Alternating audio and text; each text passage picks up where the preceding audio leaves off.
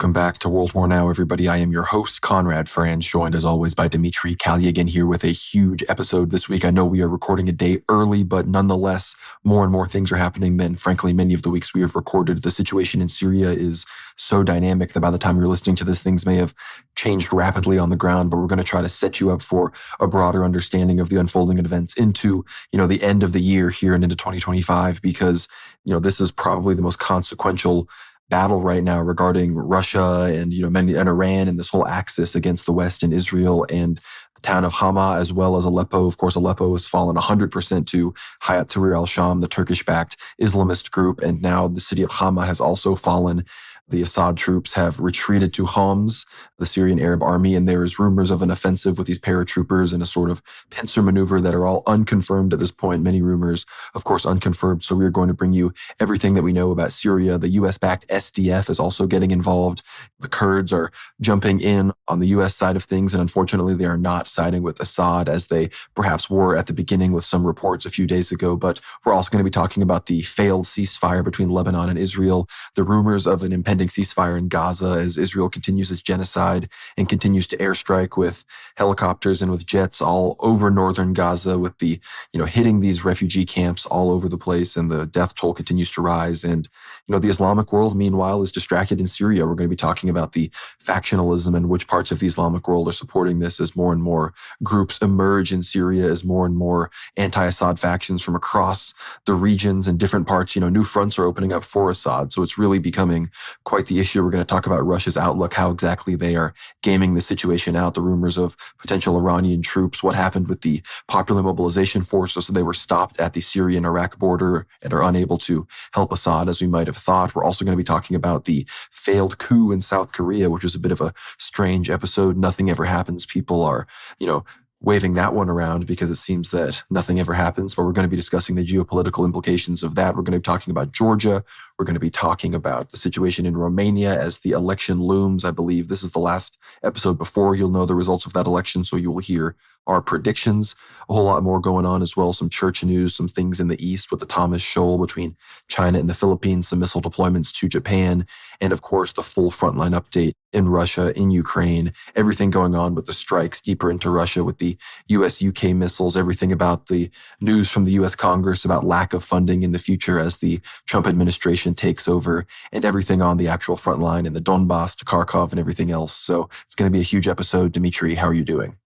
Doing wonderful, Conrad, and it's been a busy week, even less than a week, and we've been trying to keep up with all the news from the front lines all around the world, essentially, with the raging Third World War. I think it's almost impossible to deny. Many political scientists, political experts, commentators, such as ourselves, those who follow the news, people involved in journalism, have already announced that the Third World War is ongoing. And I think what we're seeing in Syria now with Hayat al-Sham, as well as the Free Syrian Army, supported by Turkey, of course, greatly expanding their influence across the northwest of Syria, is probably the front line which we'll pay the most attention to here, because these news are greatly shifting the balance of world powers. Of course, Syria being kind of in the center, next to the Holy Land, next to the Levant, being in the center of the world. It's, again, perhaps for Christians, it's somewhat secondary to the Levant, to the Holy Land, but for Muslims, actually, Syria, Damascus, these are essentially their holy, sort of very sacred territories, and which is why we're seeing such intense fighting, both between the Shia and the Sunni and all these various other cults, of course, fighting for dominance in this area, and as they have fought for the last 10 years.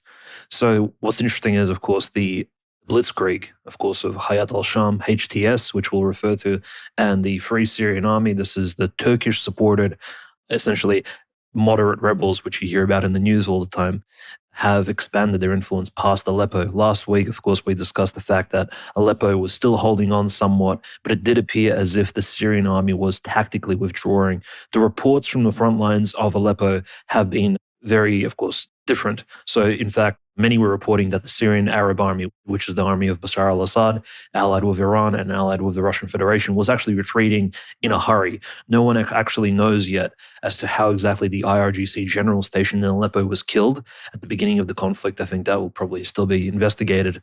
But other reports were that, well, the retreat was much less tactical and it was more like a retreat out of fear, because Aleppo fell at such speed, essentially in less than 48 hours, that no one really knew what was taking place, and just the overabundance of the enemies, as well as maybe even internal sabotage, forced the city to fall to the onslaught of the enemy, essentially the enemy of a sovereign Syria, because we do understand these forces from coming out of the Idlib province, which we covered last week in much detail, essentially they're not exactly independent. A lot of them are associated with the Muslim Brotherhood, which, as we know, is the essentially paramasonic Sunni organization.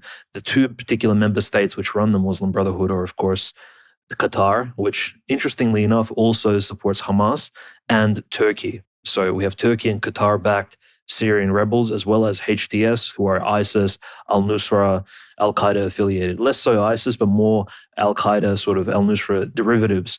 Of course, the other curious thing is that there were a slew of fake news emerging out of this expansion, even past Aleppo, which we'll get into in a moment, that the leader of HTS, the new apparent emir of Idlib, Abu Muhammad al-Julani, right, has been killed. And these rumors were quickly denounced as false.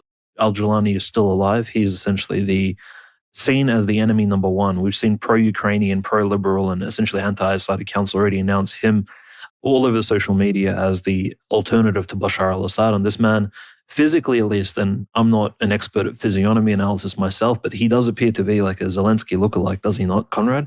And that's despite the fact that his last name, Al-Julani, points towards a potential Golan Heights ancestry. Al-Golani, Al-Julani, as if almost he's a Palestinian immigrant or a refugee, so to speak, who possibly sought refuge in Syria after the capturing of the Golan Heights. That potential ancestry of Al-Julani would, again, point us towards the fact that he would be an anti-Zionist, anti-Israeli spokesperson. But what we've seen from HTS and all these Syrian rebels fighting for the liberation of Syria from the Bashar al-Assad's forces is that they're actually pro-Israel, if anything. Then they've spoken out openly that they want diplomatic peace of Israel. They are not relating this conflict to anything that's taking place in the Levant and Lebanon, to Hezbollah. In fact, they see Hezbollah and the Shia resistance forces, especially those stationed in northern Syria or that have been stationed there, as their number one enemies. And this is the very key aspect of this entire conflict, as we see these Sunni radicals expand out of Idlib, the province, in their very large numbers, tens of thousands. The estimates are between 50 and 100,000 armed soldiers. These are infantrymen, drivers of tanks, trucks, and other service officers who are lightly trained and but they are armed, of course, pushing south. And the Syrian Arab army of Bashar al-Assad, its morale does seem to be quite low.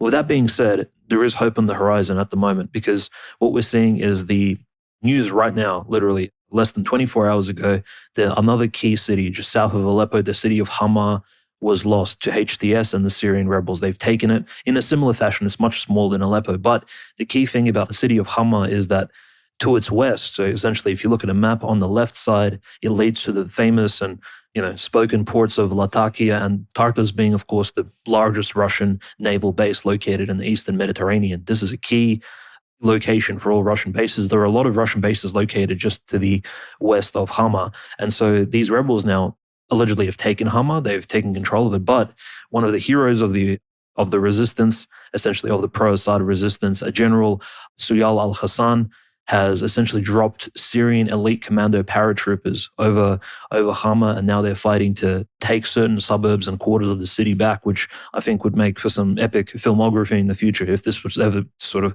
put to the brush of a director or some sort of filmographer artist who could sort of depict this epic conflict in all the detail that it needs to be depicted in. But again, one needs to also point out that the general Suyal al-Hassan, he's very pro-Russian, and perhaps even, he's seen as one of the two leading generals in the Syrian army. And it's stated that essentially the Russians asked him very nicely to take Hama back, as the Russian Air Force is bombarding the rebels as well. The Russians very clearly, I think, Conrad, understand their interests and their personnel are just as much at risk as those of Bashar al-Assad. The Sunnis, the Free Syrian Army, the rebels, the HTS, and all the other affiliates and various other Sunni degenerates that have traveled to Syria in order to fight al-Bashar have labeled Russia as the sort of white Christian invaders. They label them as crusaders. They label them as kafirs who need to be destroyed and need to be dealt with. So the Russians need to understand that if Bashar al-Assad's forces fall, the Russian bases will be next. They will not be able to defend themselves, and there will be Russian blood spilled. I mean, more blood than has been spilled already over the sands of Syria. So in order for the Russians to actually protect their own interests and their 10-year investment, we hope very much, I think, on the show that Russia will be continuing to bomb some of the caravans of these radicals streaming south out of Aleppo, out of Hama, and pushing further south, of course, to the key capital of Damascus, which I think is the goal of their taking. This is a large 2 million plus person city. And I think as the conflict progresses and this blitzkrieg pushes on, I mean, there's nothing else we can call it. It is an official, successful, and very effective blitzkrieg, which seems to be sweeping away Bashar al-Assad's forces.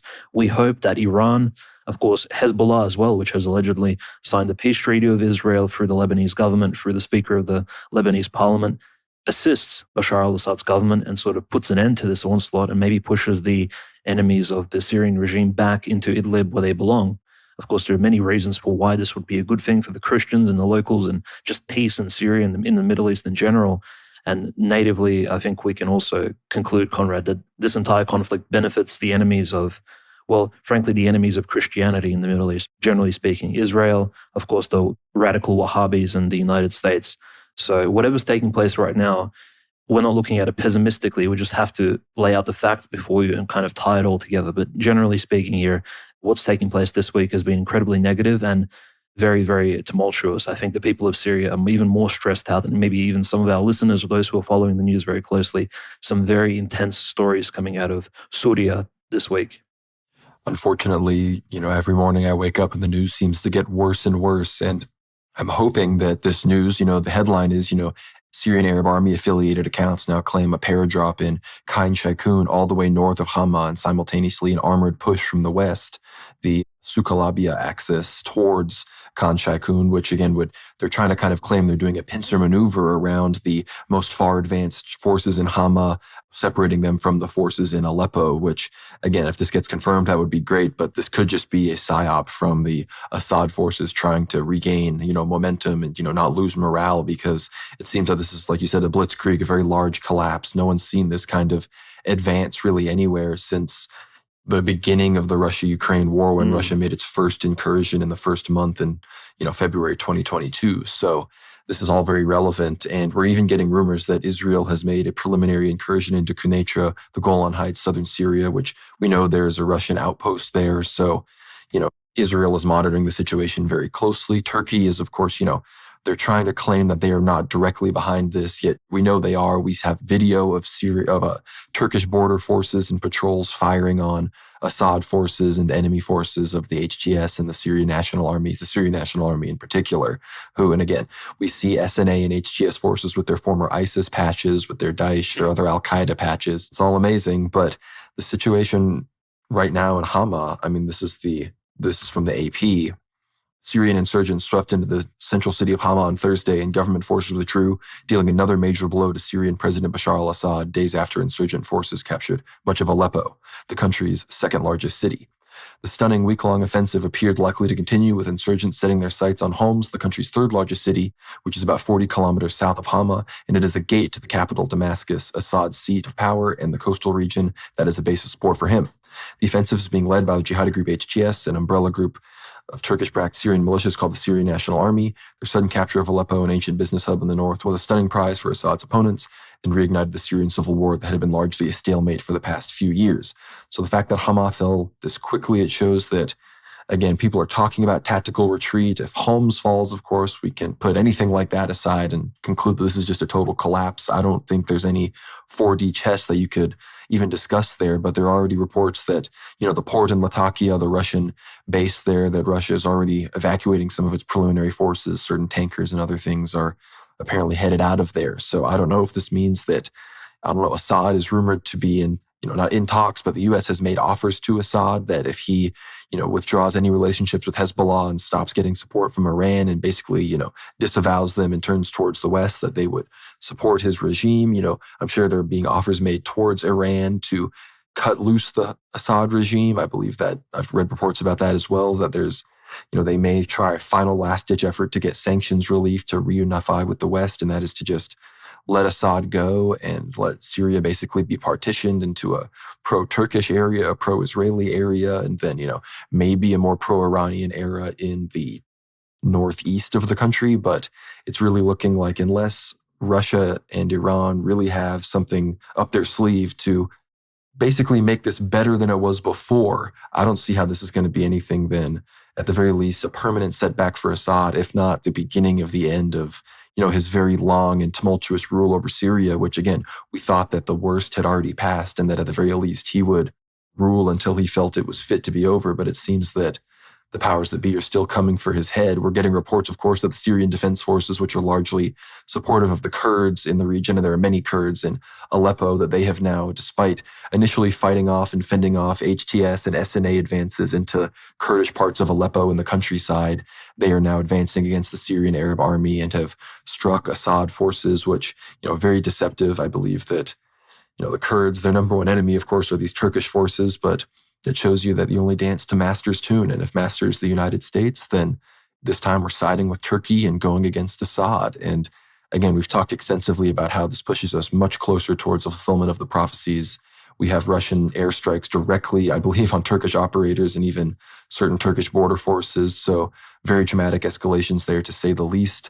Dimitri, I'm wondering exactly what you think Iran and Russia's end game is here. What do you think what are they thinking right now? I don't think Russia can afford to give up, their ally Assad. I don't think they can afford to give up these bases. But at the same time, Turkey does have control over the Bosphorus and Dardanelles Straits. And sure, that would be a big escalation and I believe a violation of certain treaties if they were to close those straits. But what we're seeing right now in Ukraine, we did see $750 million to Ukraine recently from the US, but Speaker Mike Johnson said that that's probably going to be the end of that for the foreseeable future. I'm wondering, do you think Turkey is kind of holding the whip hand here and forcing Russia to abandon Syria and, really sacrifice one of its most important strategic points? Or do you think something big is coming? Yeah, absolutely. I think Turkey in and of itself is simply not afraid of crossing any more red lines, diplomatically speaking, with Russia. This is a clear incursion into Russian interests. I think the Turks understand this. The foreign minister of Turkey has made it very clear that he's willing to lie and he's willing, and mind you, he is like the former, essentially equivalent of the Turkish CIA director. So he's a very known sort of man involved in spycraft and sort of intelligence. And so the Turkish foreign minister has made it very clear that Turkey is not behind any of this, despite the fact that we know literally the Free Syrian Army, these moderate rebels, essentially allied with the HTS at the moment, are literally a derivative of the Turkish military. They wear Turkish-made uniforms. They use Turkish weapons. And in the Idlib province, of course, the Turkish lira is the most used currency. And they work, most people in the Idlib province, and mind you, the population of Idlib and the surrounding countryside increased from up to, I believe, between 2 and 4 million people since 2019, 2020, because everyone who was unhappy with the Bashar al-Assad government moved into this province. And these are, of course, native Syrians as well, who were somewhat upset with him for allegedly former transgressions, etc. So it's essentially like a province and an oblast full of rejects, which Turkey, of course, natively exploited, recruited them into the Free Syrian Army, and now is using this army along with non-government actors and groups which really they shouldn't be contributing to in any capacity, even as a NATO member who is supposed to support liberalism and democracy across the Middle East and the entire world, especially in the North Atlantic. Turkey is doing essentially itself and its own neoliberal ideology a disservice. But that's because we do know that Turkey has other interests, of course, expanding, promoting the Muslim Brotherhood, Sunni ideology, potentially even planting itself very firmly in this futuristic vision of creating a new caliphate. And who will be in charge of that caliphate? Will it be the Shia with Iran and Persia? Will it be Saudi Arabia and the kingdoms of the Hijaz and the Arabian Peninsula? Or will it be, again, the Turks who held that title of caliphs for many centuries prior to the First World War and the essentially Masonic Revolution and the crypto-Jewish revolution that took place there? So very curious. I think that's what's behind Erdogan's motivation here. And this is why Hakan, the foreign minister of Turkey, essentially is making these sort of bizarre plays. The curious thing is about this, Conrad, is the Russian foreign ministry, Lavrov, etc., have not commented or even blamed Turkey for any of what's taking place in Syria at the moment. There's been no overt finger pointing. There's been no announcements that Turkey needs to essentially pull the Free Syrian Army back, despite the fact that, well, if we as regular journalists and sort of people who follow the news know that the Free Syrian Army is essentially a Turkish auxiliary force, know this, then definitely Russian intelligence and ministers and people involved in the Ministry of International Affairs in Russia definitely know this for sure. Then they have the facts, they have the evidence, but still Russia seems to be very hesitant. And that's possibly because, as you've said, Conrad, the Dardanelles, the Bosphorus Straits, the waterways that lead, of course, past Constantinople back to the Black Sea, essentially, that will take the Russian Navy home, will need to remain open if the Russian Navy is to evacuate after the fall of the Assad government. So again, are the Russians hedging their bets in case this is a sort of failed state and they need to abandon it after 10 years of investment? Mind you, we all remember very deeply, not all patriotic Russians were in favor of supporting Bashar al-Assad and wasting Russian money, military equipment, as well as spilling Russian blood in the Middle East for no apparent reason. There was no really given reason as to why Bashar al-Assad's regime needed to be supported in 2016 and 17 while the Donbass was being bombed by Ukrainians. A lot of Russian patriots, Igor Strelkov in particular, was very critical of Russia wasting time, as he called it, in the Middle East instead of conducting the SMO years earlier against a weakened and an unsupported Ukraine. Now that the Russian Federation has invested 10 years, it needs to actually hold its investment in the Middle East, hold Bashar al-Assad's regime in place. And not because Bashar al-Assad is a tyrant. In many ways, he's probably the more secular and convenient person, I think, for all various religions, Sunnis, Shias, Druze, Yazidis, Alawis, of course, to whom he belongs, which is why he's viewed as a heretic by these radical Sunni Wahhabi Salafi groups. And Bashar al-Assad essentially benefits everybody, including, of course, Roman Catholics and Orthodox Christians who are now largely, especially those in Aleppo, under the occupation of al-Jolani and his terrorists. So it's all very curious. Russia's stance is still somewhat unknown. But we did see, of course, the firing of Colonel General Sergei Kislov, who was in charge of the Russian corps expedition in Syria. And he was fired this week while the Blitzkrieg is ongoing. So can you imagine? The enemy of Russia is pushing deeper into Syrian, essentially Russian-backed territory, and they fire the man in charge of organizing the defenses. What does this say? So again, more Ministry of Defense corruption. Very unfortunate news. The new general that they established has a Ukrainian last name. I'm not going to really go into his background. General Chaiko. So he's already arrived in Syria and he's in charge of it. And, we have to somewhat conclude that if only General Surovikin was in charge. Surovikin, in fact, his history goes back to Syria because he's held the commandship of the Syrian Russian corps for the longest time, like several stints. He's done several tenureships throughout the entire Syrian war against these terrorists and rebels. And Surovikin would be the most experienced man to actually fight back and secure Syria for Bashar al-Assad, for Russians, and for, of course, the Shia-backed Iranians. The other, I think, unfortunate thing from Iran's perspective, Conrad, is that Iran and all the Shias, there's a lot of Shias fighting for Bashar al-Assad from all around the world. There's essentially reject Shias from Afghanistan, reject Shias from Pakistan, there's Shias from Iraq, of course, fighting for Bashar al-Assad. There are Shia villages located in the north. Most of them are actually captured. These are Jafarite Shia Syrians who were supposed to be essentially defending Aleppo and its outskirts. Now, the theory is, why did Aleppo and all the outskirts fall so quickly? And why did Iran and these Shia, who essentially Iran aligned, why did they not defend their territories? Well, that's because Hezbollah was contributing largely to these defenses. And most of the Hezbollah militants left Syria once the Lebanese-Israeli civil war commenced, because they went, of course, to the home front, to the place where everything is going on, in order to defend, of course, the Palestinians and to protect the Lebanese people south of the Litani River. So these two conflicts are directly related. The north of Syria was weakened by Hezbollah moving further south, and as soon as, of course, Israel established so-called peace, the north of Syria was weakened. At least Bashar al-Assad's allied Shia have left it vulnerable, and so now it's fallen. But hopefully, I think the other hope is that generals such as Mahar al-Assad, this is Assad's brother, who's in charge of the 4th Armored Tank Division, essentially has patronage of Iran. He holds a very strong military contingent, but further south towards Damascus and Homs. So in theory, the majority of the strongest parts of the Syrian army are actually south, as opposed to in the north, which was given essentially to Hezbollah and some of these other groups, smaller villages, in order to protect. Again, this might not seem logical, but Syria is this mosaic of complex nationalities, minorities who somehow have to be put together. The other thing that's blamed very often, and this is Russian political analysts essentially trying to shift blame from the Russian government onto the Syrians, is that the Syrian army was just very corrupt, and they've essentially demoralized themselves over the last few years simply through this internal corruption. The average soldier would notice this. And then, of course, because of the budgetary constraints, largely due to the United States' occupation of the eastern Syrian oil fields, the Syrian government needed to demobilize itself. During the peace of 2019, 2020 and onwards, for the last 4 years, it's been relatively stable. And so the demobilized army, in order to put so-called Humpty Dumpty together again, it'll take time. But time is something that, again, the Syrian regime does not have as these forces progress south and possibly even west towards Tartus and Latakia. the outcome, I think, of this progress would be quite negative. And again, we have to not forget the contribution that Israel has made over the last year since October 7th, essentially uncontrollably, with no accountability whatsoever, bombing Syrian, allegedly Hezbollah-backed Shia Iranian targets all across Syria, essentially weakening the resolve of the Syrian armed forces. And, of course, Israeli planes not being shot down.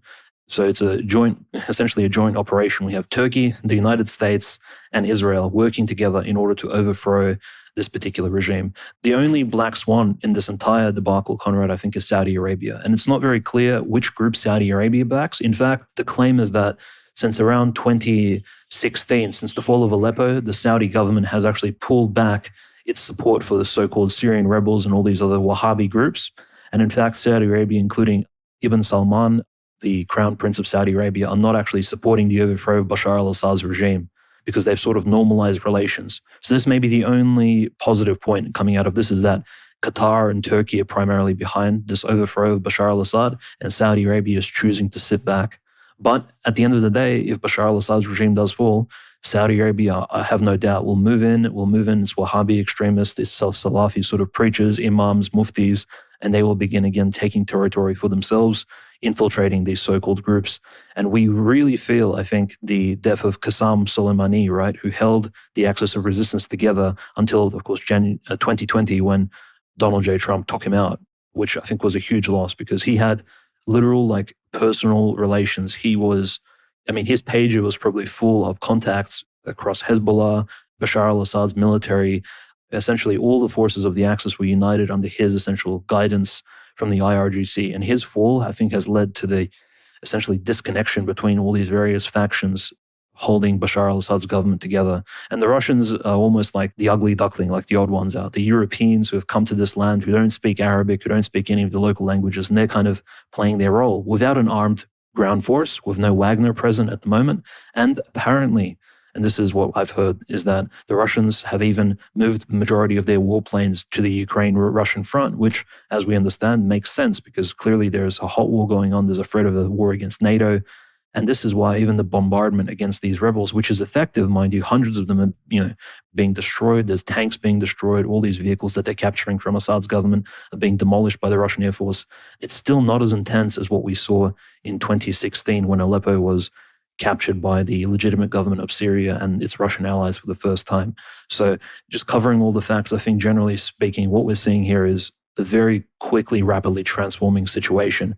And the big change can, of course, come from exactly what the Russians will choose to do. Will they choose to put their foot down and stand on Bashar al-Assad's government, secure it for their own future as well as the future of the Syrian people and the Orthodox Church of Antioch, which I think will be threatened very gravely by the taking of power by these Sunni Salafi Wahhabi radicals?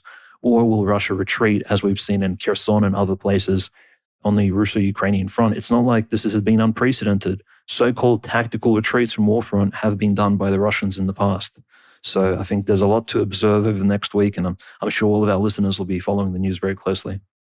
No, it's really important. And one of the most important aspects of this, of course, much like in Ukraine and much like in, many of the other parts of the world we cover on this show, is the threat to the Orthodox Christian population there. And these groups, these Turkish Islamist groups, these are probably the most anti-Christian people you could ever have governing you. And there was a statement from Archbishop Efren Maluli. He's the Antiochian Orthodox Archbishop of Aleppo. He said that he's not leaving his people, and we are holding on, and we will remain in Aleppo with our community under any circumstances.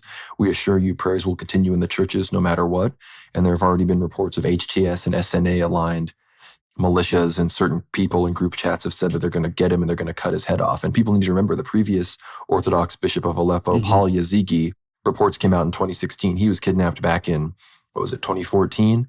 But in 2016 and 2018, reports emerged that he had likely been killed along with the Syriac, the non-Chalcedonian archbishop of the same area. So this is not a safe place for people to be Christians. And it's clear that the fact that some of these NATO countries are Orthodox and are going along with, these moderate rebels is really a shame. But we did see, one of the only good parties in the Greek parliament, the Greek solution.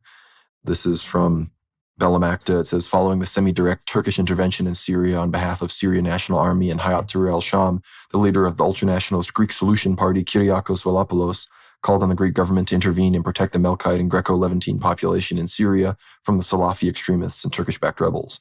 It follows days of calls by Greco-Syrian population to Greek government for help via official and unofficial ways, as villages of Rumis are now on the front line with HTS and militants following the collapse of the Syrian Arab army in Aleppo and Hama. In a speech to the Greek parliament, Mr. Veliopoulos said, "We have an obligation to help the thousands of Greeks in Syria. Why does the government insist on ignoring the seriousness of the situation in the Middle East?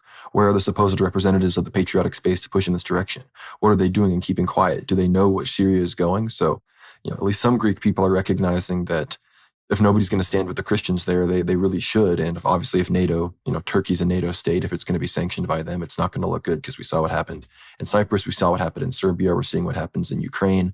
Clearly for some countries, NATO is just too powerful for them to stand up in an orthodox way, which is, very, very shameful. But, unless you have anything else to specifically say about Syria, Dimitri, unfortunately, it appears that rumor of the Assad counteroffensive with the paratroopers, that was all, fake news. It doesn't appear that any of that is manifesting. So unless in the next week or two we get some serious news about at least plans for a big Russian, Iranian, Syrian counteroffensive, I fear that we may be in for a very unfortunate ceasefire political solution treaty that may kick the can down the road, or it may set up Russia for its conflict with Turkey to be much more disastrous than we might expect, because that's how we're really looking at this, is how is this going to set the stage for the inevitable direct Russia-Turkey conflict? And Russia, if they see Turkey as, siding against them in Ukraine, siding against them in Syria, siding against them in Africa, at what point do the Russians just say, look, we need to do something about the situation in Turkey? And I know that if in any capacity in the next year the fall of Erdogan occurs, that is just going to be so escalatory that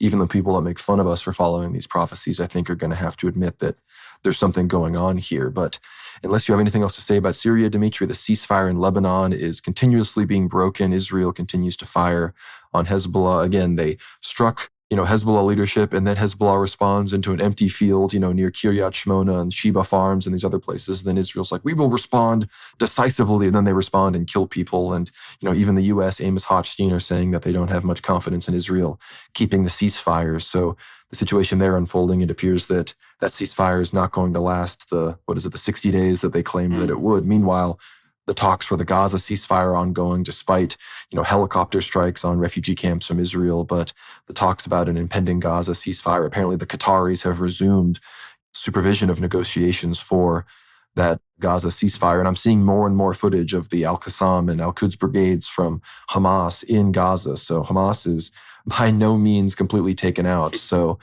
perhaps that is why Qatar had to pick up the slack. And I don't really understand why, if Qatar is supporting Hamas here, why they would be supporting this anti-Assad push. Maybe behind the scenes, Assad isn't supporting what they view as the resistance as much as he should. I'm wondering your thoughts on Syria, final thoughts, and then its relation to the wars in Palestine. Yeah, I think the reason for this, of course, is it's the religious connection as well.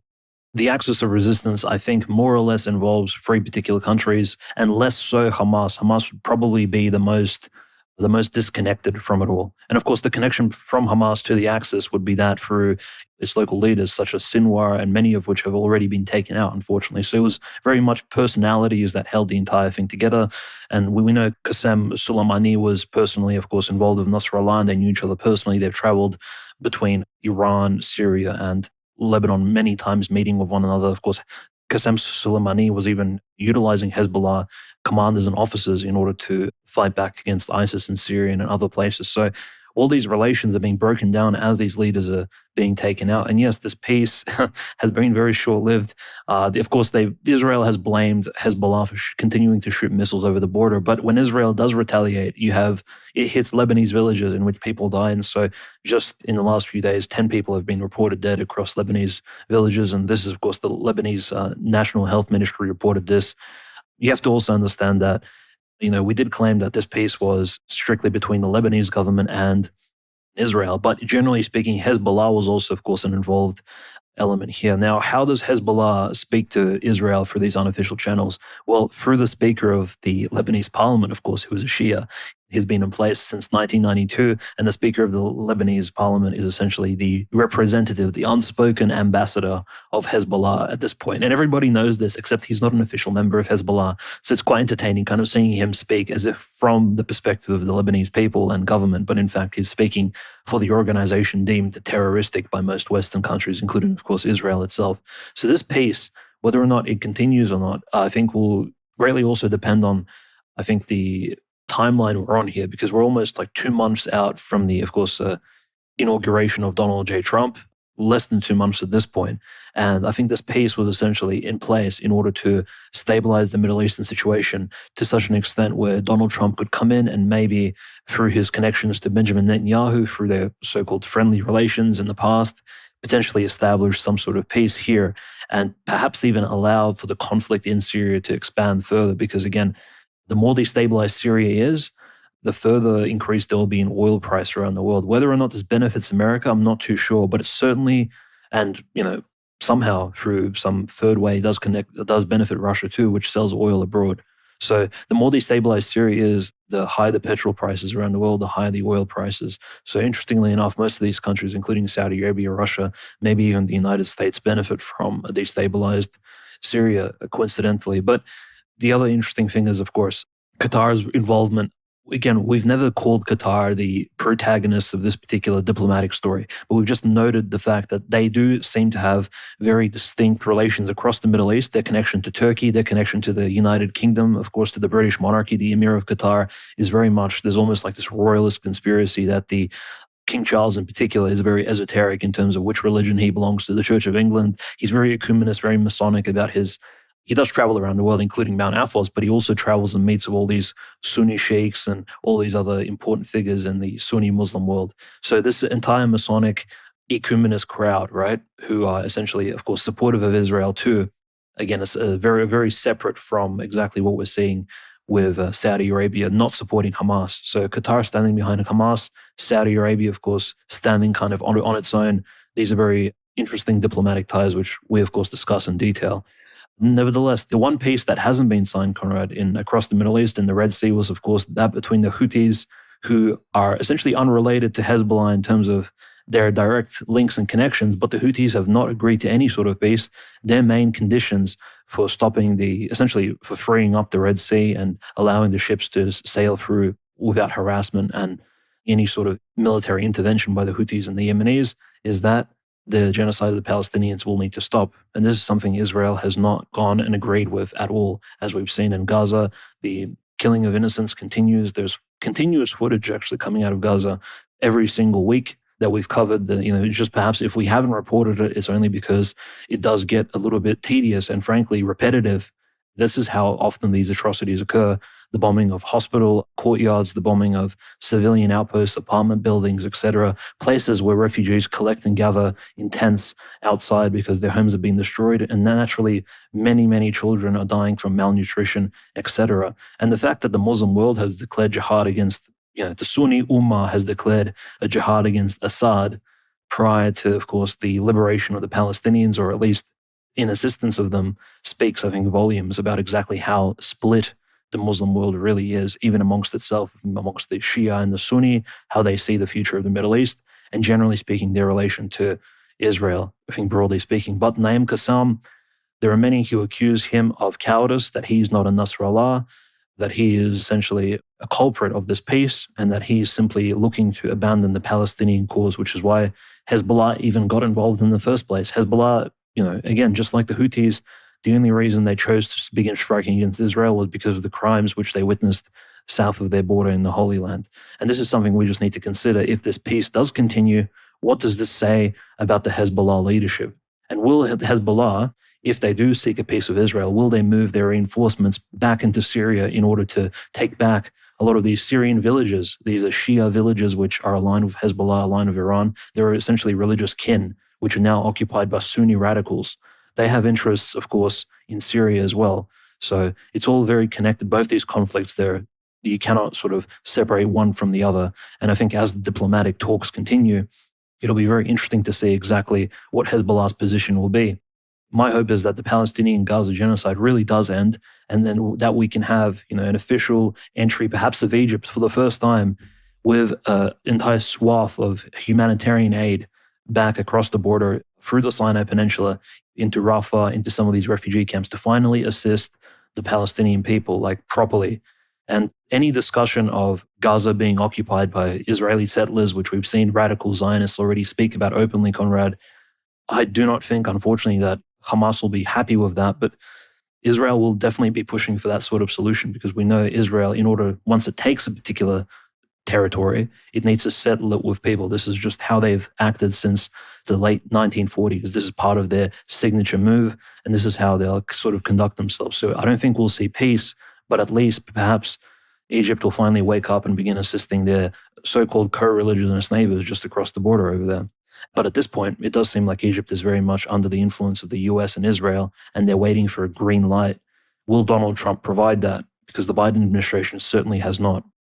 Well, it appears that Trump's nominee for Secretary of Defense, Pete Hegseth, is facing some hot water. It doesn't look like he may make it through the Senate confirmation. People are scrambling to try to make it work, but we'll see. They might have to pick a more establishment person, or, that being said, Hegseth was very hawkish on Iran, so we'll see how that, shifts things up. But before we leave the Levant, we have to talk about the beginning of, Netanyahu's criminal trial.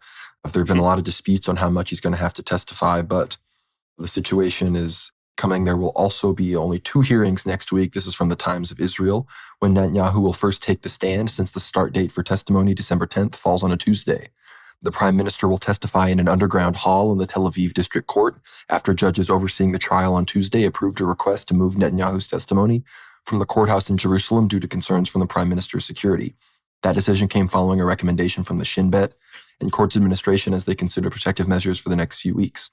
Before the Thursday ruling, Netanyahu's lawyers filed a petition to the Jerusalem district court pointing to a major corruption case against Ronald Fisher, an attorney, and former head of the state attorney's office in Tel Aviv, Ruth David, in which the prosecution agreed to reduce the number of days of testimony to 2 a week instead of 3. Fisher was first arrested in 2015. So, they're making the argument that he's so busy that he shouldn't have to testify all the days in his trial, but they aren't having that. So it shows you that, there's no love lost between the opposition and the, establishment in Israel right now, despite the fact that they're waging a multi-front war.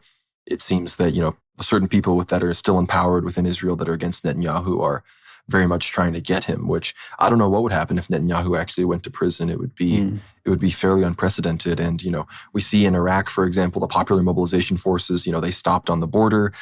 We could see perhaps them, continue to increase their strikes on Israel because, they never signed a peace treaty with Israel, a ceasefire like Hezbollah did. They made it clear that that ceasefire did not apply to them. So that is probably why we're seeing Israel pushing into southern Syria. Maybe we'll even see Israel push into Iraq. Who knows? But again, the situation is very, very fluid. We are seeing all sorts of random parties supported by Israel from Cyprus, from places that are calling for all their people in Syria to rise up against Assad. And everyone's bringing back the old, tired, fake, chemical weapons attacks as if everybody didn't get that debunked. Everyone's just talking about that again as if, yep, we just know that occurred. So, it's like we're in 2015 all over again, frankly. But we have to move on to, probably before we do Russia-Ukraine, we're going to talk about the crazy situation in South Korea. So people saw, the crazy, martial law declared in South Korea out of nowhere, and that did happen. And, the fallout of that is occurring. This is from AP. South Korea's opposition parties moved to impeach president over sudden declaration of martial law. This is reporting from Seoul. South Korea's opposition parties moved Wednesday to impeach the president over the shocking and short-lived declaration of martial law that drew heavily armed troops to encircle parliament before lawmakers climbed the walls to re-enter the building and unanimously voted to lift his order. Impeaching Yoon Suk-yeol would require the support of 2/3 of parliament, and at least 6 justices of the 9-member constitutional court would have to endorse it to remove him.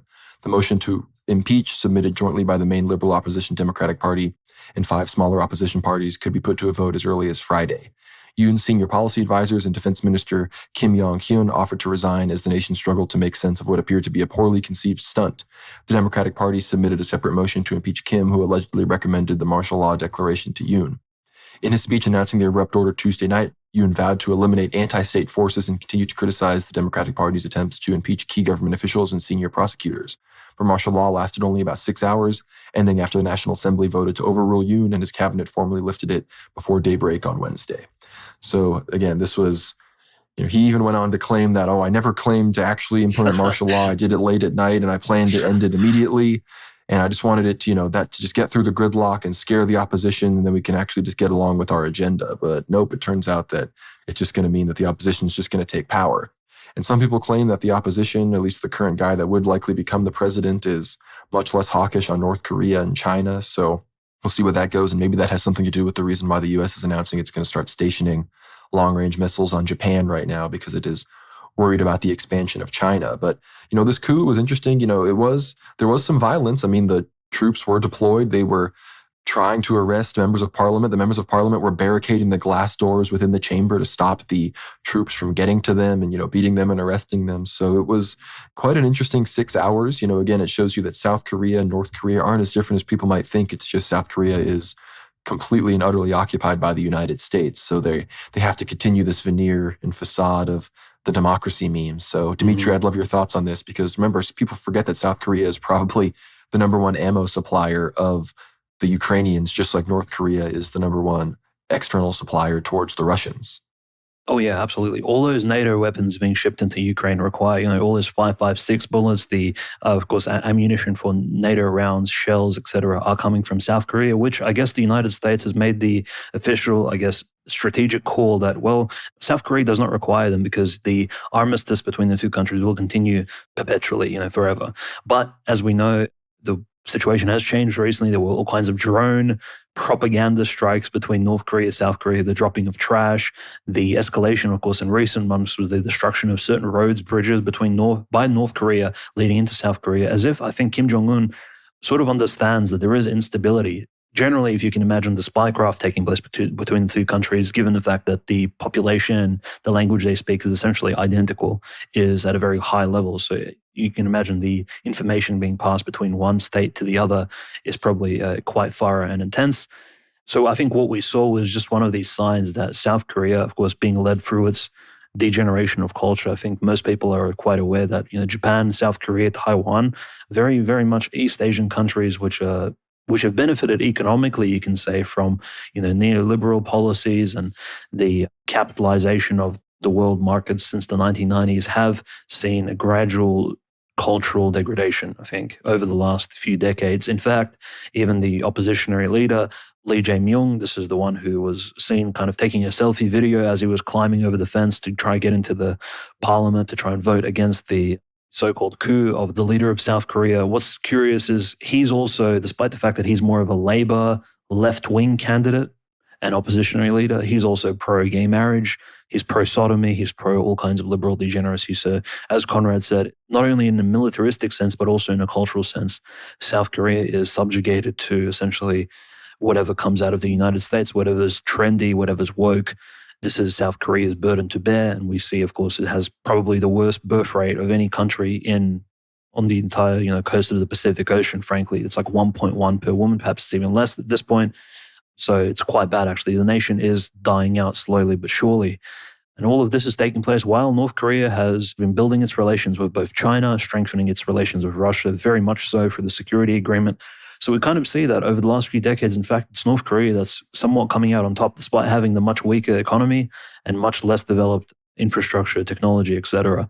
So perhaps in the future, we will see some sort of escalation. Perhaps civil unrest in South Korea, Conrad, will lead to some sort of reignition of the civil war. In fact, I think Kim Jong-un is most likely waiting for not only a hot war elsewhere in the Middle East, perhaps a falling apart of NATO, destabilization of the United States, maybe it's over-encroachment against Ukraine, or perhaps a war against Iran before, again, he crosses over the border in order to bring peace and stability, right? That border is like the Rubicon, which Kim Jong-un will cross in order to bring safety and prosperity back to the Korean people, both in a material sense and, again, in a cultural, maybe religious, pagan sense as well. The bringer of peace, he's going to bring stability back, and not just stability, but honor and equity to the Korean people who have been essentially demoralized and enslaved since the Korean War. I think both the North by the Marxist ideology and the South by liberalism and literally American bases being stationed on their territory. So very curious development, and we've been following it. Unfortunately, it ended too soon for us to even,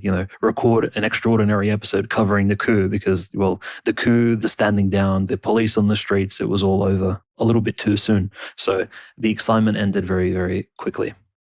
Yeah, we didn't get, anime, cyberpunk, junta, part two.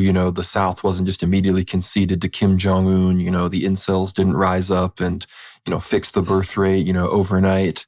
You none of that happened. So instead, here we are, talking about, how martial law was declared, but it was defeated by democracy, which is pretty much just the gayest thing ever.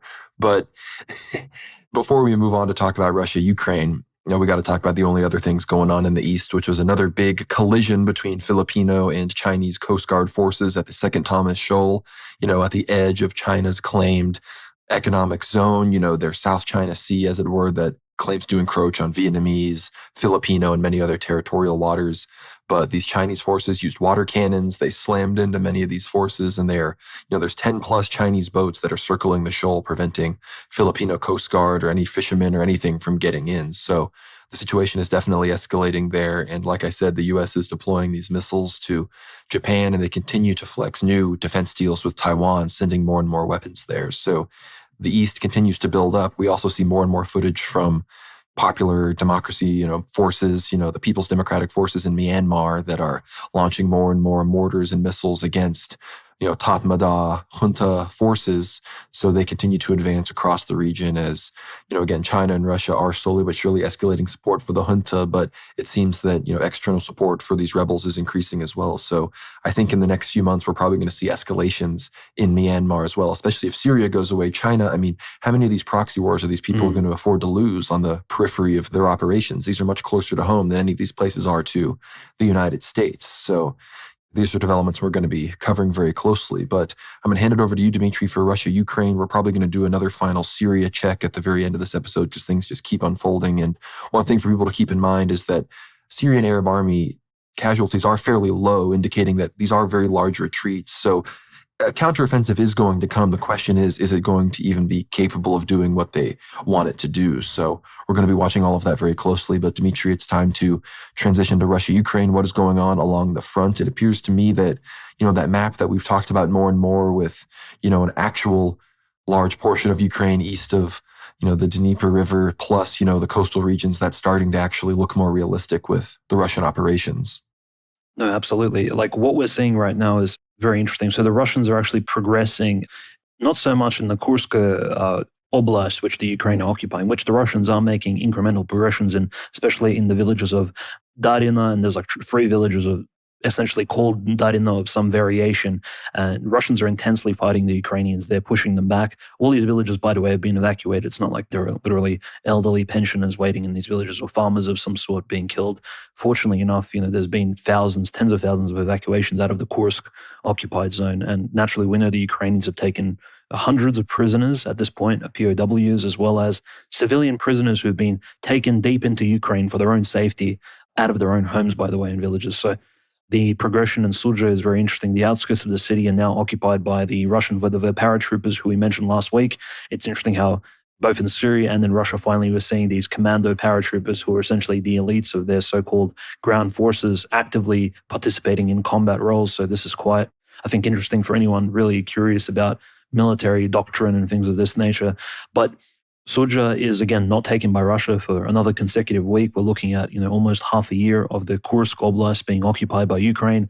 This is, again, a very interesting point because future mediations and conferencing between Donald Trump, Zelensky, and Putin will, of course, be conducted with the Kursk Oblast in mind, at least what the Ukraine is occupied at the moment. But major progress has, of course, been made. We see Russian forces allegedly are being stationed next to the Chernigovskoye Oblast in Bryansk, either in anticipation of a Ukrainian incursion or perhaps to essentially move from the Bryanskoye Oblast into Chernigov, into Sumskoye Oblast. And these are, of course, these oblasts and territories are further northwest of Kursk. So if you can imagine, this is where Russia, Ukraine, and Belarus essentially meet in this sort of triangular formation. So that corner of the conflict, this is while Lukashenko is seemingly asleep and not very interested in joining in. Of course, he's helping Russia technologically and through industry and, essentially assisting Russia through other means, but at the moment, not very much so in terms of actually with the military on the ground. Although, technically speaking, he is keeping at least between 50 and 100,000 Ukrainian troops constantly in sort of battle-ready formation in camps along the Ukrainian-Belarusian border because the Ukrainians are afraid of a northern Belarusian strike. But from what we see is there are rumors ongoing that the Russians may be crossing into Sumskaya Oblast in order to essentially assist and cut off some of the Ukrainian supply lines, of course, leading into Kursk. Potentially, we're looking at Chernigov as well. It's somewhat degenerate that Chernigov, in and of itself, historically speaking, is even an oblast being controlled by Ukraine. When we read the lives of saints, there are so many saints coming out of Chernigov over the last 1,000 years. All of them refer to themselves as Russian, as members of the Russian Orthodox Church, or even the Orthodox Church of Constantinople before Russian autocephaly was declared in the 1400s. Chernigov is a very ancient city, one of the foremost sort of capitals of the old Kievan Rus period. And now that it's a part of Ukraine, it's almost as if the Ukrainians are, claiming that it's one of the most Ukrainian cities, when in fact it's fundamentally seen by historians and archaeologists as one of the most ancient Russian cities. So very interesting oblast. It would be very symbolic for, even more important, I think, than that of, say, Kherson or potentially even Kharkov. But speaking of Kharkov, that front has been developing. The Russians have taken almost entirely that of Volchansk. They've been pushing through. The Volchansk battles have been so insane. Some of the stories coming out of there, like Russian examples of bravery, of course, fighting back against the drones using anti-drone technology, getting out of very complex situations. There was a story of an entire Russian squad essentially repositioning. They took cover in a basement below one of the apartment buildings, essentially like an underground parking lot. The Ukrainians began flying drones at the apartment building. It collapsed on top of the entire Russian squad, trapping them in the basement. And the Russians managed to not lose their cool and managed to evacuate the entire, personnel. I believe it was 10 to 12 people. So all these interesting, very Call of Duty-esque stories are coming out of the Volchansk front line. It's being covered, and even by some Russian YouTubers from the front lines itself, like, bringing footage home and all very interesting stories, I think. And Volchansk, as we mentioned, is a very key city leading to Kharkov. There's direct highway, similar to the Aleppo, Homs, Damascus situation. Directly, the highway leads to Kharkov, which will lead to eventually, hopefully, the collapse of Kharkov itself. If the Free Syrian Army and HTS can do it against Assad, then possibly Russians can too, right? We've seen how quickly cities can fall, especially with internal support and the demoralization of the enemy. So again, this gives us hope that perhaps once the Russians do finally take Volchansk, once they cross certain other boundaries around Kharkovskaya Oblast, which they're pushing into, gradually speaking, we will see some major progress. And if Kharkov falls, this will be even a larger victory than that of, I think, the Turkish-backed Wahhabis and Sunnis and Muslim Brotherhood forces of the fall of Aleppo. This will mean that Zelensky essentially will be almost forced into a peace treaty and truce. I don't think there'll be anything to bargain with. And at this point, we've noticed, rhetorically speaking, Konrad, Zelensky has been even uttering words.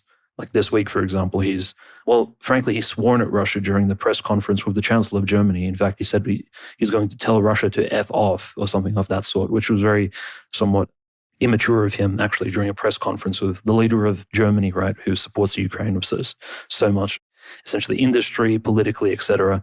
And Zelensky has openly stated that if Russia is to retain the territories which it currently controls, Ukraine will only go for this particular peace treaty if Ukraine is automatically entered into NATO and receives the so-called NATO umbrella, which it deserves and it requires in order to protect the remaining sovereignty of its own country. But Russia is not really answering and not really declaring that it's willing to go for these sort of truce negotiations, given the fact that, as we've said, Zaporozhye, Kherson, parts of Kursk are currently, these Russian territories, constitutionally speaking, are currently occupied. So again, the Russians are keeping their cool, I think, in terms of both the Syrian situation diplomatically, perhaps even negligently so, and in Ukraine. And despite the fact that all these Zelensky press conferences are pointing towards an inevitable truce, the Russians are not stating that we will sit down at a table and listen to Donald J. Trump's proposals for a truce and simply go with whatever he says. The Russians are very clear that they've shown the Oreshkin arsenal. They haven't used it extensively. We've mentioned how this threat really doesn't work against Zelensky and his band of marauders and bandits and essentially genociders who currently reign in Kiev.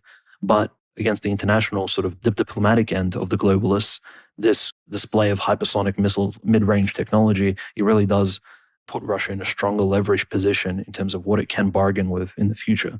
So the Russians are making extensive progress. Kupiansk is currently being fought for at the moment in a similar way. Kupiansk, again, very key to the Kharkov front. And probably as the week develops, we'll maybe see even more incremental changes. At this rate, Conrad, I don't think we'll see any drastic changes on the Ukrainian front. But as we move closer to the inauguration of Trump, the writing on the wall, so to speak, does point towards a very rapid Russian progression. They need to take Kursk Oblast in its entirety in order to essentially put themselves in a very comfortable position when Donald Trump is inaugurated. And as he claimed himself, he promised to end the war in 24 hours.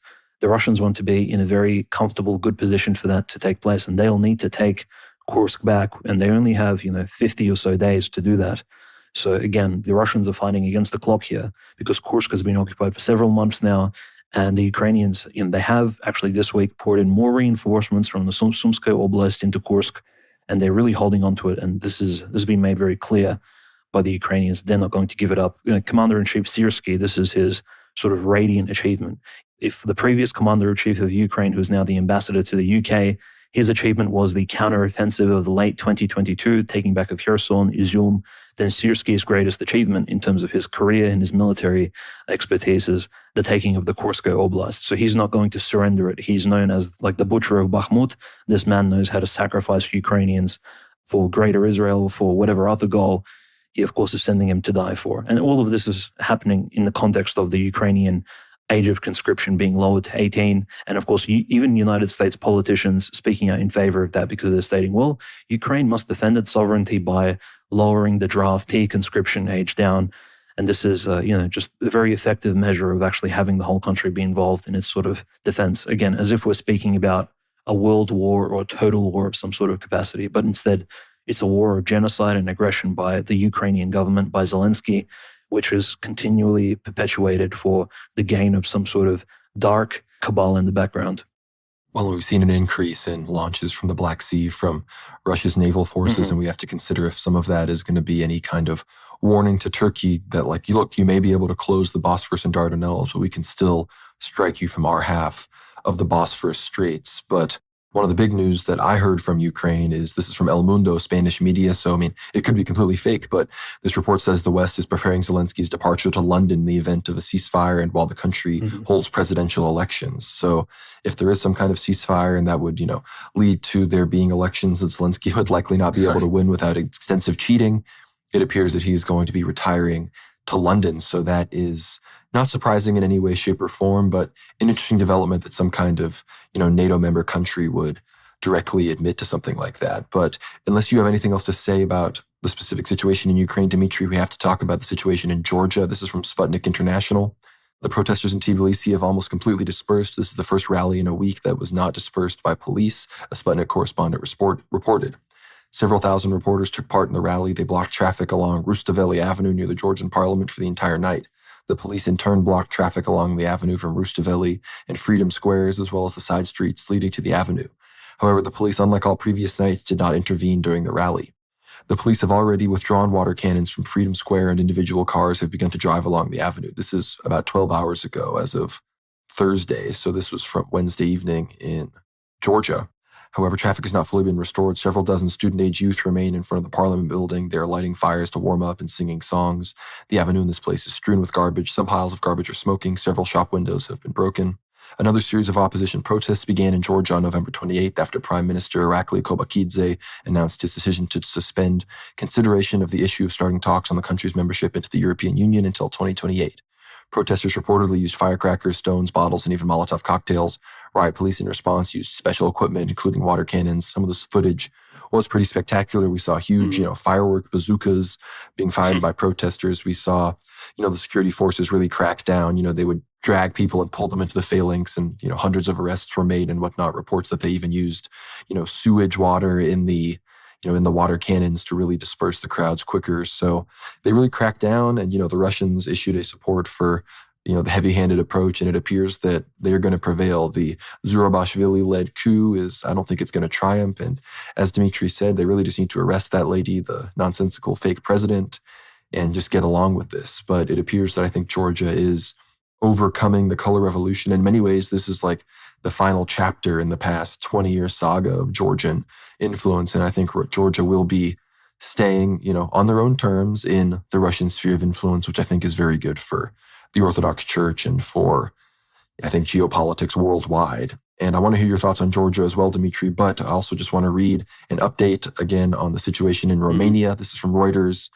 Far-right NATO critic seen winning Romanian presidential runoff vote. So it obviously, far-right NATO critic, that is our friend Calin Georgescu, and he is predicted right now as the leader in the race. He's polling with around 57, 58% of the vote, while his opponent is, much below that, I believe 40-something percent.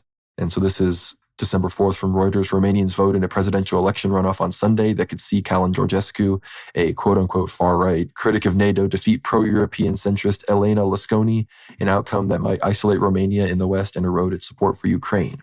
The vote is the last of three consecutive ballots for both the new parliament and president in the European Union and NATO member state, in which the far right has surged amid deepening distrust in state institutions after multiple economic crises and Russia's full-scale invasion of neighboring Ukraine.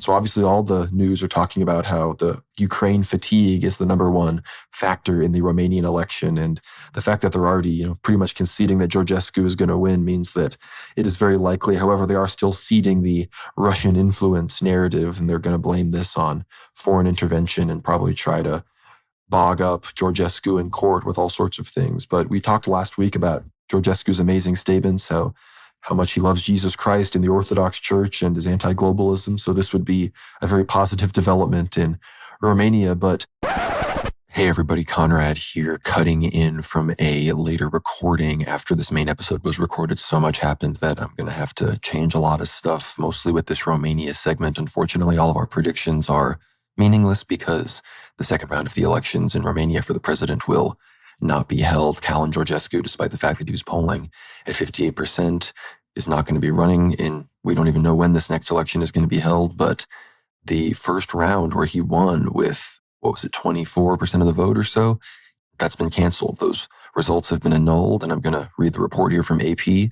This says a top Romanian court on Friday annulled the first round of the country's presidential election days after allegations emerged that Russia ran a coordinated online campaign to promote the far-right outsider who won the first round. The Constitutional Court's unprecedented decision, which is final, came after President Klaus Johannes declassified intelligence on Wednesday that alleged Russia organized thousands of social media accounts to promote Calin Georgescu across platforms such as TikTok and Telegram. The court, without naming Georgescu, said that one of the 13 candidates in the November 24th first round had improperly received preferential treatment on social media, distorting the outcome of the vote. Georgescu denounced the verdict as an officialized coup and an attack on democracy, as did the second-place finisher, reformist Elena Lasconi of the center-right Sava Romania Union Party. Despite being an outsider who declared zero campaign spending, Georgescu emerged as the frontrunner who was to face Lasconi in a runoff on Sunday. Some 951 voting stations had already opened abroad on Friday for the runoff of Romania's large diaspora, but had to be halted. So yeah, people had already cast their votes for all of this. I mean, this is very unfortunate. And obviously Klaus Johannes, all of the leadership in Romania are completely compromised. And Georgescu slammed the verdict as putting democracy under attack. I have only one pact with the Romanian people and God, he said in a video statement. We are no longer talking about fairness, but rather about a mockery that betrays the principles of democracy. It is time to show that we are a courageous people who know that the destiny and rights of the Romanian nation are in our hands. Unfortunately, I fear the only reason that the powers that be allowed the Romanian court to do this is because they have a strong feeling that Romanians are not going to rise up against this. So pray for Romania. I hope that there are protests. I hope that this doesn't stand because this is ridiculous. So I hope that this doesn't stand because Romania was about to be carved away from the global Assad yoke. So we really hope that things can get better there because this was an extremely blackpilling, unfortunate development. And speaking of blackpilling developments, I have to give you the other updates on Syria because I would be remiss not to as I'm here giving you this, late in time update. But it appears that the Assad regime, unless a miracle happens, it's the end of their reign over the Syrian state as we know it today because the Alawites are already supposedly engaging with HTS and SNA militias and talks with their cleaving away from support for Damascus. So all sorts of areas have been taken. The SDF and ISIS are taking huge areas now in the east and in the north. South is also erupting in violence with Free Syrian Army, Syrian National Army loyal militias are taking huge areas now, even outside of Damascus, just 1.5 kilometers outside of Damascus. So again, unless something insane happens, it's really looking like it's effectively over in many regards. I'm not going to say it's over, but it's not looking good. And we see the Russians evacuating many of their ships from the port in Latakia. We see the Iranians not going in, and you even have Iranian hardliners complaining that, many forces are not in Iran are not allowing us, the Pezeshkian regime in particular, are not allowing us to send our troops in to defend the Assad regime. And it seems right now that it might be the end. Russia seems spread too thin in Ukraine. Iran seems spread too thin, and Hezbollah isn't able to go in. The Popular Mobilization Forces from Iraq were not able to go in. So this is what we're witnessing, and it's very unfortunate. We're seeing Homs is likely going to fall soon, possibly even before we record the next episode of World War Now. So stay posted on all of the social medias, obviously, but thank you for listening to this update. And yeah, the rest of the episode, there's still some good stuff. So thanks for listening. Share. Keep everything in your prayers because World War III is afoot. Thank you so much for listening. God bless. Speaking of Romania, Georgia, and anything else, Dimitri, we'd love to hear your thoughts on these other fronts. Yeah, I think what's interesting and what ties these two sort of events, on either side of Russia, both these very ancient Orthodox countries together, is that the difference of statements that the churches have made. The local church of Georgia, of course, called for peace. It stated that the young people should really refrain from using force, and it also called for the police in Georgia not to exceed their sort of boundaries, not to abuse the power given to them, not to beat the protesters too intensely, etc. So the Orthodox Church of Georgia, Patriarch Ilya, and those sort of behind him who, again, we know that some of the statements allegedly coming from Patriarch Ilya of Georgia and Tbilisi have been essentially probably not even his words. For example, the calls for EU integration, the statement that I believe came out earlier this year or perhaps in late 2023, I think completely falsified, essentially a sin to falsify the words of essentially a reigning bishop and patriarch. It's quite offensive, frankly. But the church in Georgia has essentially called for a calming down of the protests. Now, the church in Romania, on the other hand, has called for, this is very curious, and we posted about this on our Telegram quite in depth, making sort of historical analogies. It's called for essentially a neutrality in the election, especially the presidential election between Călin Georgescu and Elena Lasconi. Now, we know very clearly Georgescu is a practicing Orthodox Christian. Lasconi, not so clear. I mean, she supports essentially LGBTQ rights, secularization, the EU, alignment with the United States, and wants to support the killing of Orthodox Christians in Ukraine by providing more aid and support for the Ukrainian war against Russia, etc., essentially perpetuating that conflict. So obviously, Lasconi is a lot less for Orthodox Christian rights, and yet the Romanian Orthodox Synod and the Romanian Patriarch are not very keen on supporting either one of the candidates. They're claiming neutrality. They're saying, according to our Orthodox Christian teaching in Romania, the church needs to stay out of politics. We know historically this is not always the case. The Orthodox Church in Russia, for example, during the 1905-1906 revolution, very actively participated on the side of Tsar Nicholas II, of course, supporting him against the revolutionaries, and also called out socialists, revolutionaries, Jewish liberals, and all kinds of degenerates who sought to overthrow the Russian Orthodox regime there. So again, this is most likely just the baggage left over from the Masonic, liberal, and probably even occupied communist heritage which Romania still carries amongst, with itself, even since the murder of, I would say, Captain Codreanu in the 1930s, which the Orthodox Church of Romania did not condemn, by the way, when he was murdered. And this is probably one of the leading factors as to why he wasn't ever canonized and probably won't be for a little while until Romania is liberated from the current yoke under which it holds and stands. So we know that the Romanian position on the presidential and the parliamentary election is very much fringe. This is not like a common Orthodox idea that, the church cannot involve itself in politics. I'm sorry, but Georgescu, if he is an Orthodox Christian, which he appears to be, then he's also a member of the church. The church is not just the clergy. So we don't have a Roman Catholic understanding of, what exactly a church is. It's not the ecclesia, for example. The laity are also members of the church in an equal and according amount, right? So very kind of biased, very kind of Western view of, what the church's role should be in politics, I think, which again, I'm very much not a fan of. I don't like the sort of modernization of Orthodox Christian thought and westernization of it. You can call it almost like another Western captivity of sorts. But even if Georgescu, if people are doubting his orthodoxy, well, how about his parish priest to whom he confesses come out with a statement evidencing the fact that he does practice and he takes communion and goes to confession? And also perhaps even his bishop. Why doesn't his bishop interview him? I mean, these are basic steps which even me, myself, can come up with in order to, again, bolster support of Orthodox Christians and even show us, is Georgescu a practicing Orthodox Christian, not just through videos or photographs, but just actually, is he a practicing member of the church, evidencing that? His bishop, his priest, they can make these open statements. There's nothing bad about this.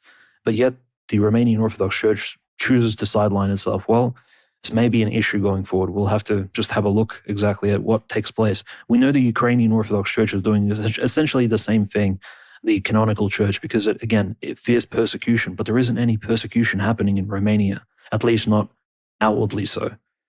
In any case, moving to Ukraine, Conrad, I think we've seen some very interesting developments in terms of the persecution. There's been an extension of the arrest of Metropolitan Arsenius of the Svyatogorsk Monastery. That's the wonderful white stone monastery located on the river in the Donetsk Oblast, which we have as our background for the Eiffel Hour episodes, of course, which you see kind of like a rocket flying overhead. The Svyatogorsk Monastery, Metropolitan Arsenius has built it up, has invested time into it, his effort.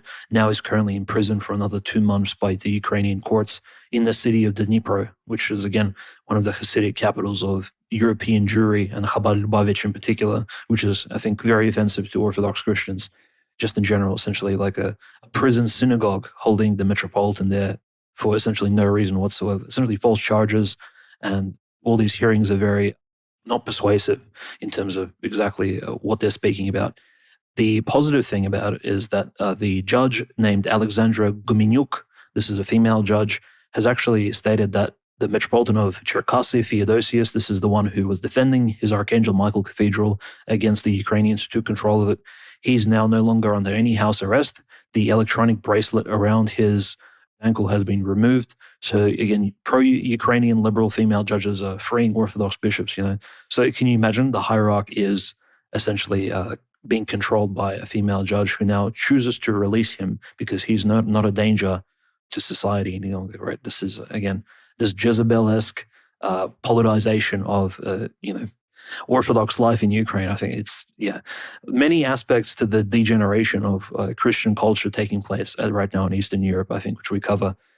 Very unfortunate other news, the Archbishop of the Canonical Orthodox Church, George Shvets, again, restating, he's writing a book, publishing it about the Russian massacre in Bucha, which happened, early on after the Russians dropped off in Gostomel in early 2022.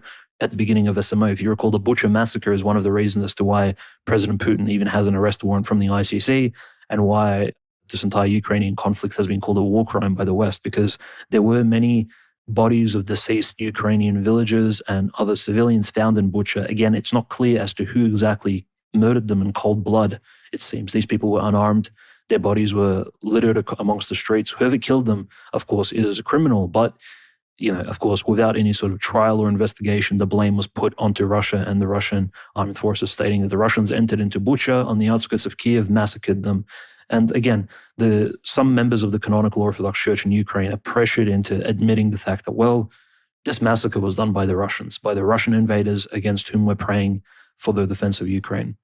On a more positive note, however, Conrad, just across the border in Moscow, of course, the World Council of the Russian People is taking place, and Patriarch Kirill made a very, very clear statement, not just against neo-paganism, which we covered last week, but one other presentation he gave was actually in support of essentially Orthodox Christian identity and the defense of the Russian nationality and ethnos against the Great Replacement, which he said mass immigration is an issue to. And he says that, essentially, uncontrolled migration of Muslims, those belonging to a different culture, a different religious background, and different ethnicity, different values moving into our lands will create a threat for the future of essentially our nation. So very strong statement by Patriarch Kirill, similar to the ones he made last year. We see a kind of almost an evolution, like the Russian Orthodox Church, as other so-called denominations and churches essentially degenerate in terms of their views of what nationality and what conservatism is around the world. The Russian Orthodox Church almost becomes more based and more right-wing as time progresses. And we can see the contrast very clearly in this public statements of Patriarch Kirill. These are not trivial matters. These are, of course, citations which we can make in the future in order to support an Orthodox Christian healthy nationalism and conservatism, I think, even amongst the various other political parties around the world. And this may even bring more people into the Orthodox Church, especially those from the right wing. Patriarch Kirill also, at a liturgy this week, he's made a very clear statement. He said that any accusation that the Russian Orthodox Church works with the FSB or is under the control of the Russian government are false. He says this is Ukrainian fake news being pushed. He made this again very clear at the sermon after the liturgy. The only negative side to this is at the end of the sermon, he mentioned essentially in a historical anecdote, which is somewhat of a myth. He said the Russian church now is the most free that it's ever been since 1700, since, say, Peter the Great abolished the Russian Patriarchate and installed the Synod, which, I mean, that's a debatable point by Patriarch Kirill, which, again, this is a particular position pushed by Russian liberals since the early 1900s. But we won't get into the details on that. It's just, I think, knowing about his background, where he comes from, which seminary he went to, and which bishops Patriarch Kirill was around as he was growing up in the church, I think it's very clear why he has that position. Essentially, it's not a very pro-monarchy position. That's all I can really say at this point. So lots of big statements by all the various churches, Conrad, lots of developments. Fortunately, no big incursions on Orthodox Christian property this week. And again, I think this mostly because the bombardment and the changes in the front lines have kept all the radicals on edge. And so I think as we move forward, we'll keep a very close eye on these sort of developments and movements on the spiritual front lines too. Our point that, the further success the Russians enjoy on the front lines, then the persecutions will be reduced in Ukraine. And I think our thesis is proving correct here. But before I give us some last minute news updates, I want to continue on the line in Russia. This is from Ortho Christian. Bishop Gerasim of Fort Worth, OCA, arrives in Russia. The vicar bishop of the Diocese of the South of the Orthodox Church in America arrived in Moscow on Sunday for a week-long visit to Russia.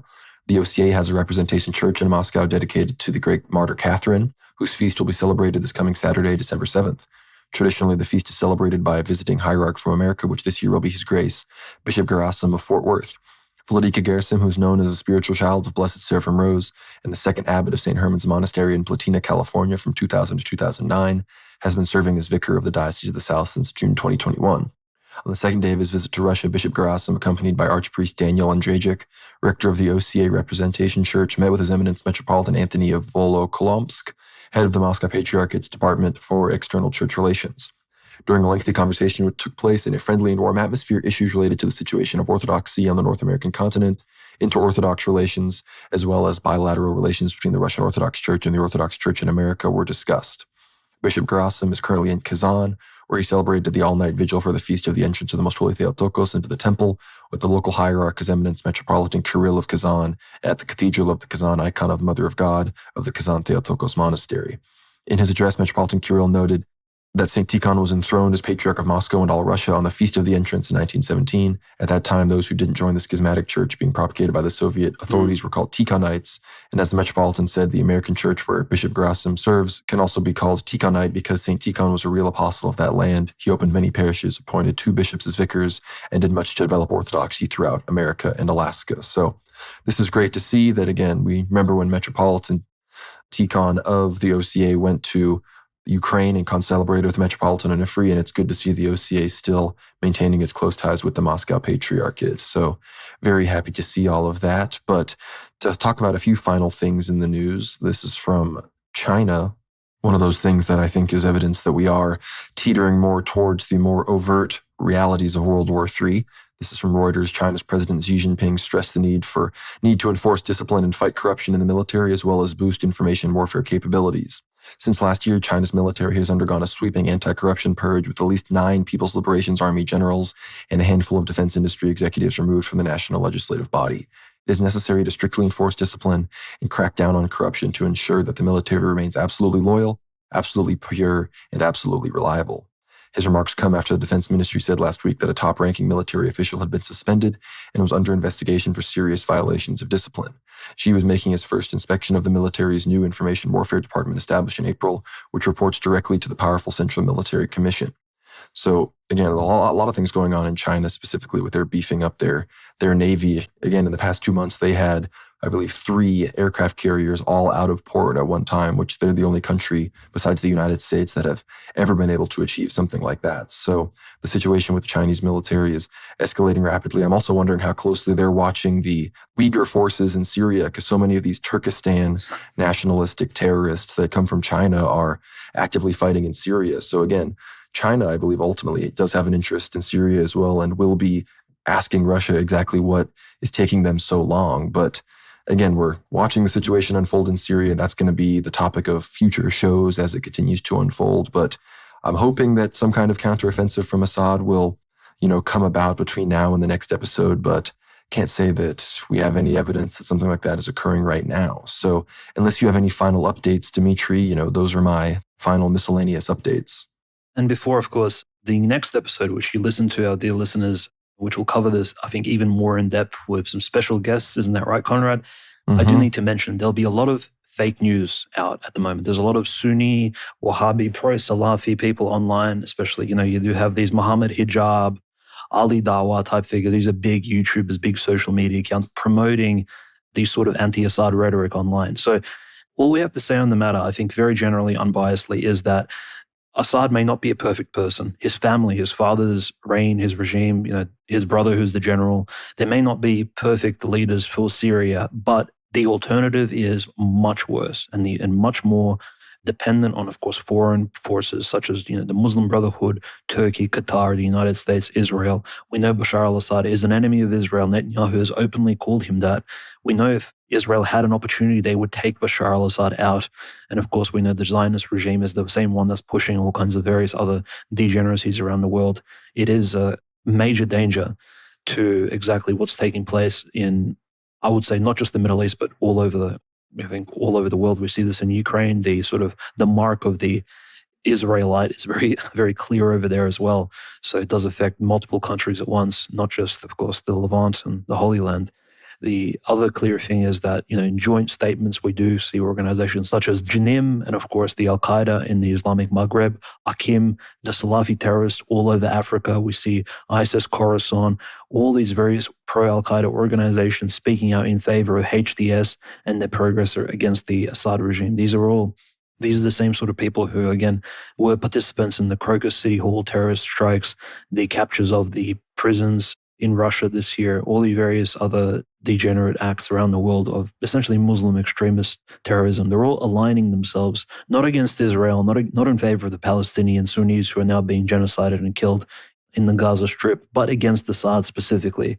And again, our very critical view is that the Orthodox Church in Syria, the Christians, and all these other sects and minorities, which we may not be in favor of, however, their fate will very much be balancing on essentially the end of a knife if these particular Sunnis do take over. We've seen what they've done in the past. These are not your regular Sunnis, again, because 70% of Syria is Sunni. These are Wahhabi, Salafi-led extremists. And any sort of open statements by al-Jolani or any Western media sources claiming that these moderate rebels will bring peace to Syria, be very careful, listeners. Do not take these things as facts. Do your own research. Look into the background of these organizations. I think you won't find them very sympathetic to any of your sort of conservative leanings. Despite the fact that they're so-called conservative Sunni Muslims, these people are, again, led to bring about a very different Middle East and a very different Syria. There is simply no alternative to Bashar al-Assad at the moment, for this country, which is so key to the Middle East. And the enemy of mankind understands this, and this is why they seek to, again, destroy the church by proxy through the church in the region by proxy. And we do know from church history that at times local churches have been destroyed in their entirety. There's no guarantee that the Orthodox Church in Antioch will exist forever. We know the church in North Africa was destroyed. The Orthodox Church in China was destroyed. Even you can almost say all the Western churches that fell into schism and essentially over time swore allegiance to the Pope also fell. So there is no guarantee that the Orthodox Church of Antioch will stand. Mm-hmm. Look at the churches in Revelation. The last church, Smyrna, in the burning in the early 1900s, had its lampstand taken away, as Elder Athanasios Mytileneos said. So anyone's lampstand can be taken away. Yeah, absolutely. It's extremely serious what's taking place. There shouldn't be any sort of lighthearted opinions about, well, Assad, he's just as bad as Saddam Hussein. If he falls, things may improve. You'll be very naive to come to these sort of simplistic conclusions, especially since we see who the anti-Assad forces align themselves with. And that's despite the fact that Russia may be lukewarm towards the Assad regime at the moment. We're not quite sure what's taking place. Our position as sort of journalists, as listeners, as followers of the news needs to be, I think, very adamant on this particular region and exactly on what should be taking place. Because when we speak to other people, we should be at least pushing truthful and correct opinions rather than more fake news and misinformation. No, I couldn't agree more. And people need to realize that, Druze militias, they fight with Israel and Lebanon, and they'll be fighting against Assad in certain cases in Syria. So these are, literal demon worshipping pagans. And not to leave us on a very unfortunate note, but probably the last big update from the region. This is from anti-war. Ben-Gvir says Netanyahu is open to expelling Palestinians from Gaza. Israeli National Security Minister Itamar Ben-Gvir, leader of the Jewish Power Party, has said that Israeli Prime Minister Benjamin Netanyahu is expressing openness to the idea of expelling Palestinians from the Gaza Strip. Ben-Gvir and other ministers are openly in support of establishing Jewish settlements in Gaza and cleansing the land of its Palestinian population. Ideas like settling in Gaza are welcome. The only times we defeated our enemies are when we took territory from them, Ben-Gvir said in an interview with Israel's Army Radio on Sunday. But that doesn't satisfy me. I also want to encourage emigration of Palestinians from Gaza. I'm working hard to promote the encouragement of migration from Gaza with the Prime Minister, and I'm beginning to discover some openness on the matter. Netanyahu had previously claimed the idea of expelling Palestinians and building settlements is not part of his plan in Gaza, but according to Israeli media, he said in December 2023 that he was looking for other countries to absorb the Palestinian population of Gaza. May Golan, a Likud member and Minister for Social Equality and the Advancement of the Status of Women, recently called for another Nakba, referring to the ethnic cleansing of Palestinian Arabs when the modern state of Israel was formed in 1948. We will hit them where it hurts, their land, Golan said at a Resettle Gaza conference in October. Anyone who uses their plot of land to plan another Holocaust will receive from us, with God's help, another Nakba that they will tell their children and their grandchildren about for the next 50 years.